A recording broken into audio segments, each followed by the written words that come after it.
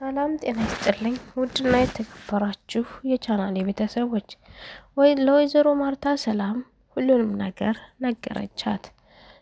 ልጇን እንደጣለባትና ደረጀ ይህን ልጅን እንዲያመጣ ብላ ጠየቀቻት።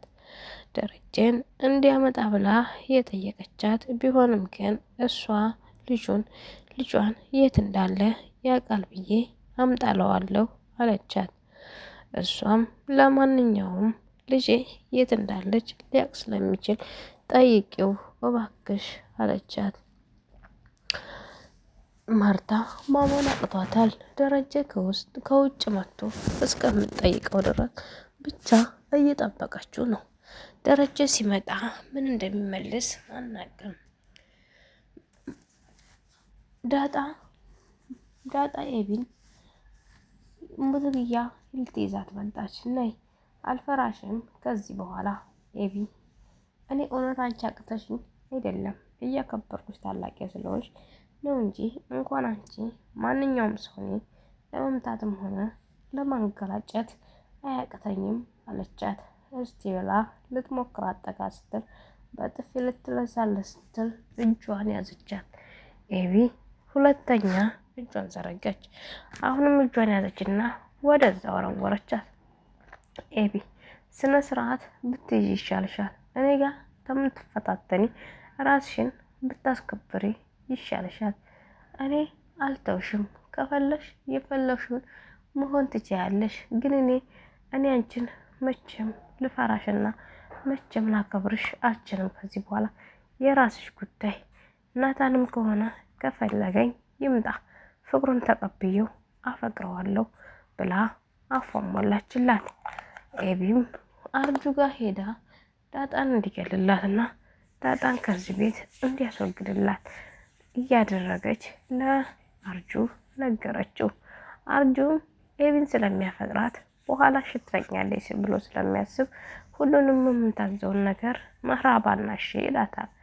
አርጁ እሷ ይህንም ታደርገው ከናታን ስር እንድትርቅላት እንጂ የእውነት አርጁን በኋላ ልታገባው አይደለም።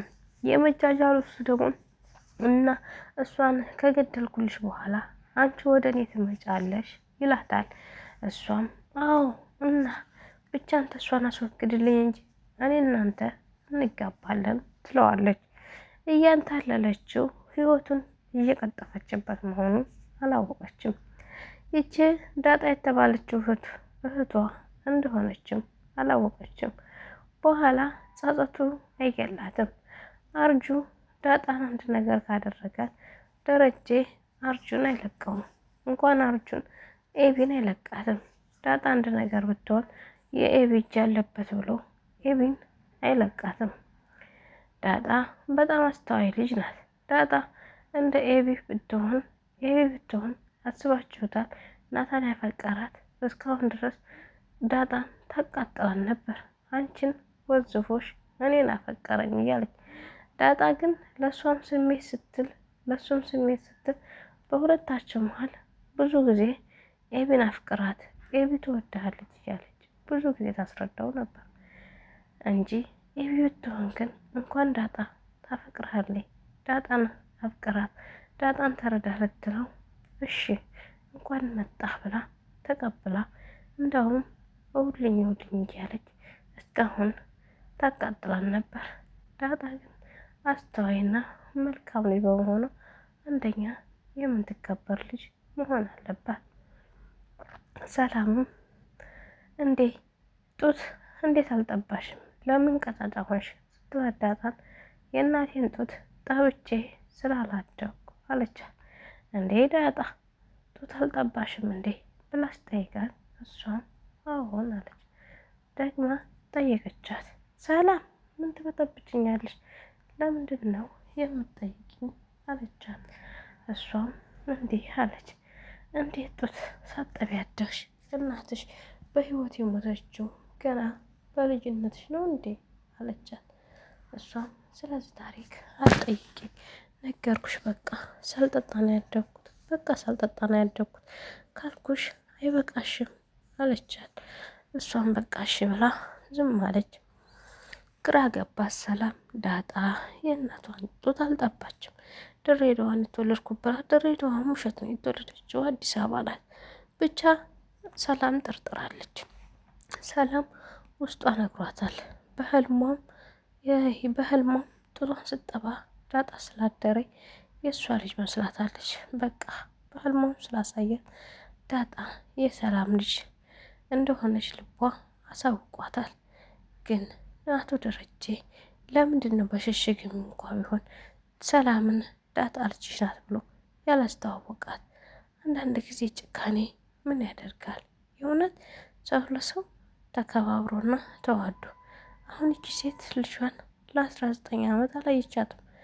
እሷን አንደጅሽ እሷን ከዚህ በኋላ ተንከባከቢያት፣ ተጎኗ ሁኝላት፣ የሚከፋትንም የሚቸግራትንም እንድትረጃት እጠይቅሻለሁ ብሎ ቢያስተዋውቃት ውጭ ጠርቶ ሁለታቸውንም በቤት ማስተዋወቅ ከፈራ ማርቲን ውጭ ጠርቶ ሁለታቸውንም አስተዋውቆ ከዛ በሽሽግ በቤት ውስጥ ማኖር እናትና መሆናቸውን ሳያሳውቁ ብቻ ዝም ብለው እንደስተዛሬው መኖር ይችሉ ነበር። ለምንድን ነው ደረጀ እንደዚህ ያላደረገው? ማስተዋል ያቃተው ለምንድን ነው? እስቲ ንገሩኝ። በጣም ይገርማል እኮ አያችሁ። ዳጣ ግን እትዬ እናቴ ትመስላለች እንዴ ብላ አተኩራ እያየ እሷም እናቴ ነሽ እንዴ እያለች ማርቲን እየጠየቀች ነው። እሷ የጠረጠረችው እሱ ቤት ተወለድኩኝ የማርታ ልጅ ነኝ ማለት ነው። ግን እንዴት ተጥዬ ነው ታዲያ? እንዴት እሶኜ ጎዳና ልወድቅ ቻልኩ? እያለች እያንሰላሰለ ነው ዳጣ ብቻ እዛ ቤት ያለው ነገር ግራ ጋብቷታል። ወይ ሰላም ናት እናቴ ወይ ማርታ ናት እናቴ እያለች ራሷን በጥያቄ እያወጣጠረችው ነው።